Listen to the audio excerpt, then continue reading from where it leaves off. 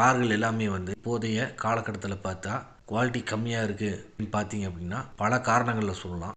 முக்கியமான காரணம் என்னென்னு பார்த்தீங்கன்னா 1990களில் குளோபலைசேஷன் காரணத்தினால உலகத்தில் உள்ள எல்லா கார்வனமும் வந்து அவங்க கார் சேல்ஸை இம்ப்ரூவ் பண்ணுறதுக்காக வேண்டி சீப்பாக மேனுஃபேக்சர் பண்ண ஆரம்பித்தாங்க. அப்பொழுது ஜப்பான், USA, கொரியா போன்ற நாடுகள் எல்லாமே வந்து போட்டி போட்டு அவங்களுடைய கார் பிராண்ட்ஸ் எல்லாம் வேர்ல்டு ஓவர் வந்து சேல் பண்ண ஆரம்பித்தாங்க. அப்போதைக்கு ஜெர்மனியில் இருக்கக்கூடிய கார் நிறுவனங்கள் குறிப்பாக ஃபோக்ஸ்வேகன் ஆகட்டும், ஆடி ஆகட்டும், BMW, பென்ஸ் ஆகட்டும் சரி 90களினுடைய துவக்க காலகட்டத்துக்கு வரைக்கும் அவங்களுடைய காரினுடைய குவாலிட்டி வந்து ரொம்ப டாப் நாச்சாக இருக்கும். குளோபலைசேஷன் காரணத்தினால அவங்களும் வந்து குளோபல் மார்க்கெட்டில் போய் கம்பீட் பண்ணணும் அப்படிங்கிறதுக்காக வேண்டி எங்கேயெல்லாம் வந்து ப்ராடக்ட் குவாலிட்டியை காம்ப்ரமைஸ் பண்ண முடியுமோ அங்கேயெல்லாம் காம்ப்ரமைஸ் பண்ணணும்னு சொல்லிட்டு 1995, 96 காலகட்டத்திலலாம் அவங்களுடைய ஃபேமஸான கார்கள் இருக்கக்கூடிய பல பார்ட்ஸ் எல்லாத்தையுமே வந்து சீப்பராக ப்ரொடியூஸ் பண்ண